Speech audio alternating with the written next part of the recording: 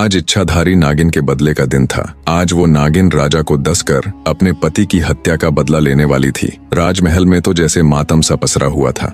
मारे भय के राजा महल के कमरे में दुबका हुआ था। उसने अपने कक्ष से लेकर महल के मुख्य द्वार तक सिपाहियों को तैनात कर दिया। महल के चारों तरफ सिपाहियों का कड़ा पहरा था। तभी भिक्षा के लिए एक सिद्ध महात्मा जी राजमहल पधारे। महल में पसरा हुआ मातम देख जब महात्मा जी ने द्वारपालों से कारण पूछा तो द्वारपाल ने सारा किस्सा महात्मा जी को कह सुनाया। द्वारपाल की बात सुन महात्मा जी बोले, तुम मुझे फौरन अपनी रानी के पास ले चलो। तब एक द्वारपाल अंदर गया और उसने महारानी को बाहर उस महात्मा के आने का किस्सा बताया। द्वारपाल की बात सुन महारानी खुद ही राजमहल के द्वार पर गई और सम्मान पूर्वक महात्मा जी को राजमहल के अंदर ले आई। उन्हें अच्छे से जलपान कराया और हाथ जोड़कर बोली, हे साधु बाबा, आप हमारी विपत्ति से भली भांति परिचित हो चुके हैं। अब आप ही कोई युक्ति बताएं महाराज। महारानी की बात सुन साधु जी बोले, सुनो बेटी, इसका एक उपाय तो है पर पक्का नहीं है कि वो इच्छाधारी नागिन तुम्हारे पति को छोड़ ही देगी। साधु की बात सुन महारानी बोली,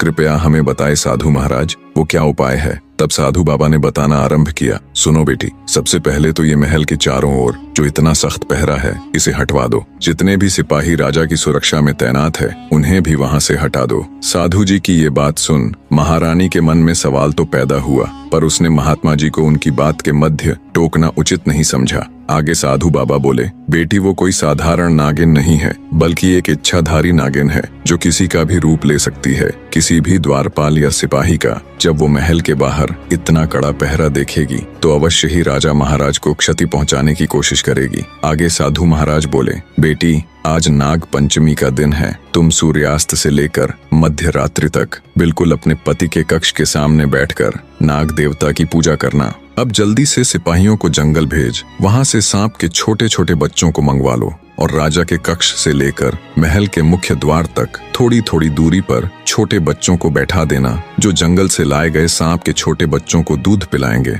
और अंतिम और सबसे जरूरी कार्य, महल के मुख्य द्वार से राजा के कक्ष तक सुगंधित फूल बिछवा दो। इतनी युक्ति बता। साधु बाबा बोले, बेटी बस एक यही रास्ता है जिससे उस इच्छाधारी नागिन का हृदय पिघल सकता है। कहते हैं बैरी यानी शत्रु का आदर करना चाहिए। इतनी बात बता। साधु महाराज महल से चले जाते हैं। रानी ने साधु के बताए अनुसार ही सारी व्यवस्था कर दी। राजा की सुरक्षा में तैनात सभी सैनिकों को हटा दिया। महल के चारों ओर से भी सिपाहियों का पहरा हटवा दिया। राजा कक्ष से लेकर महल के मुख्य द्वार तक ताजे सुगंधित फूल बिछवा दिए और खुद राजा के कक्ष के द्वार पर बैठकर नाग देवता की पूजा करने लगी। जब रात्रि का पहला पहर शुरू हुआ तो वो इच्छाधारी नागिन राजा से अपने पति की हत्या का बदला लेने के लिए आई।